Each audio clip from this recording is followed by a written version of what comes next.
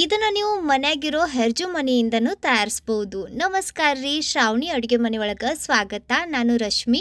ಬರ್ರಿ ಇವತ್ತ ಮುತ್ತಿನಂಥ ದುಂಡಗಿರುವ ರಸಭರಿತ ಬೂಂದಿ ಉಂಡಿ ಹೆಂಗೆ ಮಾಡೋದು ಅಂತ ತೋರಿಸ್ಕೊಡ್ತೀನಿ.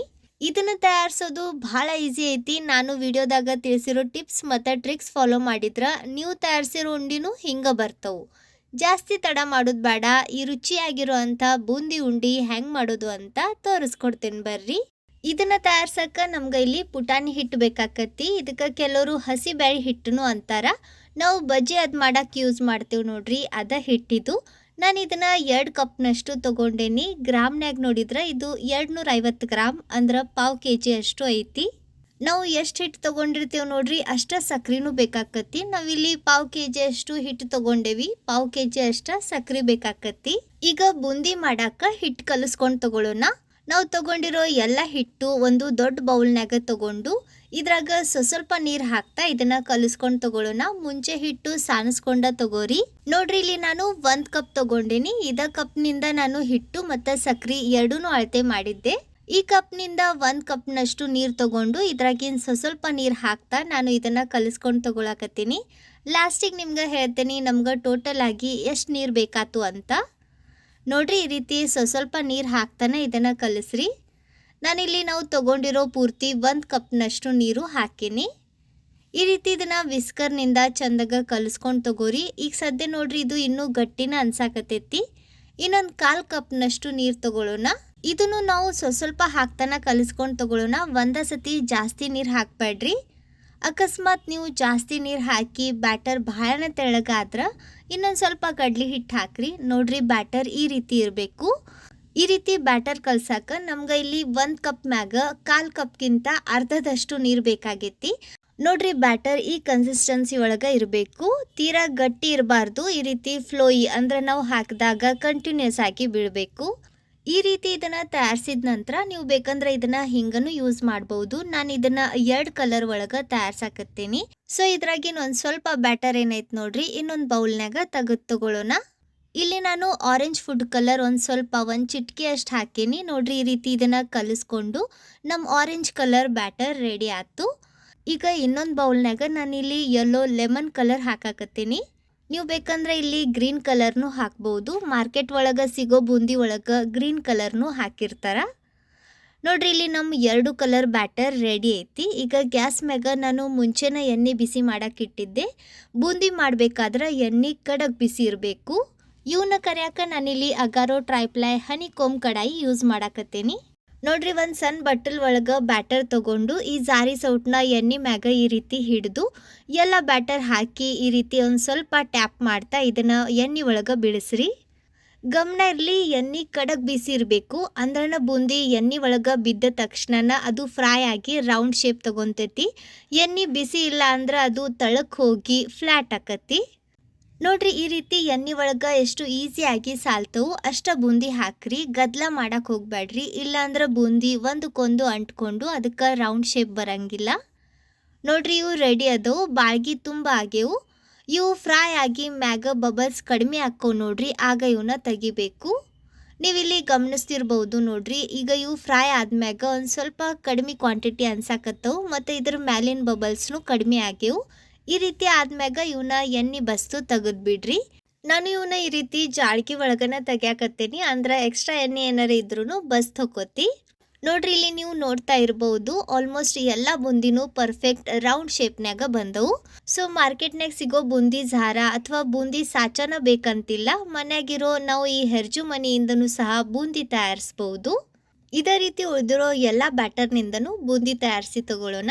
1 ಬ್ಯಾಚ್ ಹಾಕಿ ಆದ್ಮ್ಯಾಗ ಈ ಹೆರ್ಜು ಮನಿನ ತೊಳೆದು ಒರೆಸಿ ತಗೋರಿ, ಅಥವಾ ಜಸ್ಟ್ ಒರೆಸಿನೂ ತಗೋಬಹುದು. ಅಂದ್ರೆ ನಾವು ನೆಕ್ಸ್ಟ್ ಬ್ಯಾಚ್ ಹಾಕಕ್ಕೆ ಈಸಿ ಆಕತಿ.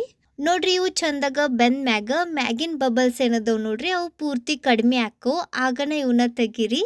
ಯೆಲ್ಲೋ ಕಲರ್ ಬ್ಯಾಟರ್ನಿಂದ ನಾನು ಎಲ್ಲ ಬೂಂದಿ ತಯಾರಿಸಿ ತಗೊಂಡೇನಿ. ಈಗ ಆರೆಂಜ್ ಬ್ಯಾಟರ್ನಿಂದ ಬೂಂದಿ ತಯಾರಿಸಿ ತಗೊಳ್ಳೋಣ.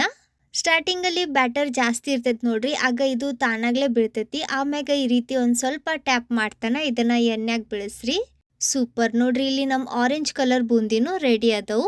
ಈ ರೀತಿ ನಿಮ್ಗೆ ಎಷ್ಟು ಕಲರ್ ಬೇಕು ಅಷ್ಟು ಕಲರ್ ಒಳಗೆ ಬೂಂದಿ ತಯಾರಿಸಿ ತಗೋರಿ. ಈಗ ನೋಡ್ರಿ ಇಲ್ಲಿ ಯೆಲ್ಲೋ ಕಲರ್ ಬೂಂದಿ ಒಂದು ಸ್ವಲ್ಪ ಜಾಸ್ತಿ ಕ್ವಾಂಟಿಟಿ ಒಳಗೆ ತಯಾರಿಸಿ ತಗೊಂಡೇನಿ. ಈ ರೀತಿ ಇವನ್ನ ನೀವು ತಯಾರಿಸಿ ಇಟ್ಟು ತಿಂಗಳಾನ್ಗಟ್ಲೆ ಸ್ಟೋರ್ ಮಾಡಿ ಇಡ್ಬೋದು. ನಿಮ್ಗೆ ಬೇಕಾದಾಗ ಪಾಕ ತಯಾರಿಸಿ ಉಂಡಿ ಮಾಡ್ಕೊಂಡು ತಿನ್ರಿ. ಇಲ್ಲಿ ನೋಡ್ರಿ ಆರೆಂಜ್ ಕಲರ್ ಬೂಂದಿನೂ ರೆಡಿ ಐತಿ. ಈ ರೀತಿ ಇದನ್ನ ಈ ಕಲರ್ ಒಳಗೆ ತಯಾರಿಸಿ ಉಪ್ಪು ಖಾರ ಒಂದು ಸ್ವಲ್ಪ ಕರ್ದಿದ್ದು ಕರಿಬೇವು ಶೇಂಗಾ ಬೆಳ್ಳುಳ್ಳಿ ಇವನ್ನೆಲ್ಲ ಹಾಕಿ ಖಾರದ ಬೂಂದಿನೂ ತಯಾರಿಸ್ಬೋದು. ಈ ರೀತಿ ನೀವು ಎಷ್ಟು ಕಲರ್ ಒಳಗೆ ಬೂಂದಿ ತಯಾರಿಸಿರ್ತೀರಿ ಅವನ್ನ ಎಲ್ಲ ಮಿಕ್ಸ್ ಮಾಡ್ಕೊಂಡು ತಗೋರಿ. ನೋಡ್ರಿ ಇವು ಚಂದಾಗೆ ಈ ರೀತಿ ಮಿಕ್ಸ್ ಮಾಡ್ಕೊಂಡು ಆದ್ಮ್ಯಾಗ ಈಗ ನಾವು ಇದಕ್ಕೆ ಪಾಕ ತಯಾರಿಸಿ ತಗೊಳ್ಳೋಣ. ಪಾಕ ತಯಾರ್ಸಕ್ಕೆ ನಾವು ತಗೊಂಡಿರೋ ಎಲ್ಲ ಸಕ್ಕರೆ ಒಂದು ದಪ್ಪನ ತಳ ಇರೋ ಬಾಳ್ಗಿ ಒಳಗೆ ಹಾಕಿ ಇದ್ರಾಗ ಅರ್ಧ ಕಪ್ನಷ್ಟು ನೀರು ಹಾಕ್ರಿ. ಗ್ಯಾಸ್ ಹೈ ಫ್ಲೇಮ್ನಾಗ ಇಟ್ಟು ಸಕ್ಕರೆ ಕರ್ಗಿಸ್ಕೊಂಡು ತಗೊಳ್ಳೋಣ. ಈಗ ನೋಡ್ರಿ ಇಲ್ಲಿ ಸಕ್ರೆ ಎಲ್ಲ ಕರಗಿ ಇದಕ್ಕೆ ಕುದಿ ಬಂದೈತಿ. ಈ ಸ್ಟೇಜ್ನಾಗ ಇದ್ರಾಗ ಒಂದು 2 ಚಮಚೆ ಅಷ್ಟು ಹಾಲು ಹಾಕ್ರಿ. ಇದರಿಂದ ಸಕ್ರೆ ಪಾಕದಾಗಿರುವಂಥ ಕಸ ಹಾಲಿನ ಜೊತೆ ಮ್ಯಾಗ್ ಬರ್ತೈತಿ. ನೀವಿಲ್ಲಿ ಗಮನಿಸ್ತಿರ್ಬೋದು ನೋಡ್ರಿ ಎಡ್ಜಸ್ಕ ಎಲ್ಲ ಕಸ ನಿಂತೈತಿ. ಇದನ್ನ ತೆಗೆದು ಬಿಡ್ರಿ. ಇದರಿಂದ ಪಾಕ ಕ್ಲೀನ್ ಮತ್ತು ಕ್ಲಿಯರ್ ಆಕತಿ. ನೋಡ್ರಿ ಈ ತರದ ಕಸ ಅಥವಾ ಇದಕ್ಕೆ ನಾವು ಇಂಪ್ಯೂರಿಟೀಸ್ ಅನ್ಬಹುದು. ಇದನ್ನ ಆದಷ್ಟು ತೆಗೆದು ಬಿಡ್ರಿ. ಸಕ್ರೆ ಕರಗಿ ಇದಕ್ಕೆ ಕುದಿ ಬಂದ್ಮ್ಯಾಗ ಈಗ ಇದನ್ನ ನಾವು ಒಂದ್ ಎಳಿ ಪಾಕ ಮಾಡ್ಕೊಂಡು ತಗೋಬೇಕು. ಗ್ಯಾಸ್ ಎಲ್ಲೋ ಟು ಮೀಡಿಯಂ ಫ್ಲೇಮ್ನಾಗ ಇಟ್ಟು ಇದನ್ನ ಇನ್ನೊಂದು ಸ್ವಲ್ಪ ಕುದಿಸ್ರಿ. ನಡುವ ಪ್ಲೇಟ್ ಒಳಗೆ ಈ ರೀತಿ ಪಾಕ ತೆಗೆದು ಆರಿಸಿ ಚೆಕ್ ಮಾಡ್ರಿ. ಇದು ಒಂದು ಎಳಿ ಬರಬೇಕು. ನಾನು ಇದನ್ನು ಒಂದು ಎಳಿ ಬಂದ್ಮ್ಯಾಗ ನಿಮ್ಗೆ ಇಲ್ಲಿ ತೋರ್ಸಾಕತ್ತೇನೆ ನೋಡ್ರಿ. ಈ ರೀತಿ ಇದು ಒಂದು ಎಳಿ ಬರ್ತೈತಿ. ಇದಕ್ಕಿಂತ ಇದನ್ನು ಜಾಸ್ತಿ ಬೇಯಿಸ್ಬೇಡ್ರಿ. ಇದು ರೆಡಿ ಐತಿ. ನಾನು ಮುಂಚೆನೇ ಗ್ಯಾಸ್ ಆಫ್ ಮಾಡಿದ್ದೆ. ಇದ್ರಾಗ ಏಲಕ್ಕಿ ಪುಡಿ ಮತ್ತು ಒಂದು ಸ್ವಲ್ಪ ನಿಂಬೆ ಹಣ್ಣಿನ ರಸ ಹಾಕೋಣ. ನಿಂಬೆ ಹಣ್ಣಿನ ರಸ ಹಾಕೋದ್ರಿಂದ ಪಾಕ ಏನೈತೆ ನೋಡ್ರಿ ಇದು ಗಟ್ಟಿ ಆಗಂಗಿಲ್ಲ, ಅಂದ್ರೆ ಕ್ರಿಸ್ಟಲೈಸ್ ಆಗಂಗಿಲ್ಲ. ಇವೆರಡೂ ಪಾಕದಾಗ ಕಲಿಸ್ಕೊಂಡು ತಗೊಳ್ಳೋಣ. ಗಮನ ಇರಲಿ ನಾವಿಲ್ಲಿ ಗ್ಯಾಸ್ ಆಫ್ ಮಾಡೇವಿ. ಗ್ಯಾಸ್ ಆಫ್ ಮಾಡಿನ ನಿಂಬೆ ಹಣ್ಣಿನ ರಸ ಸೇರಿಸ್ರಿ. ಸೊ ಬೂಂದಿ ಉಂಡಿ ಮಾಡಾಕ ನಮ್ಮ ಪಾಕ ರೆಡಿ ಐತಿ. ಇದು ಬಿಸಿ ಇರುವಾಗನ ಇದ್ರಾಗ ಬೂಂದಿ ಹಾಕಿ ಕಲಿಸ್ಬೇಕು. ಇದನ್ನ ಕೆಳಗಿಳ್ವಿ ನಾವು ಮಿಕ್ಸ್ ಮಾಡಿರೋ ಬೂಂದಿ ಇದ್ರಾಗ ಹಾಕಿ ಕಲಿಸ್ರಿ. ಎಲ್ಲ ಬೂಂದಿಗೆ ಪಾಕ ಚಂದಾಗ ಹತ್ತಬೇಕು. ಆ ರೀತಿ ಇದನ್ನ ಒಂದು 5 ನಿಮಿಷನಾದ್ರೂ ಕಲಿಸ್ಕೊಂಡು ತಗೋರಿ.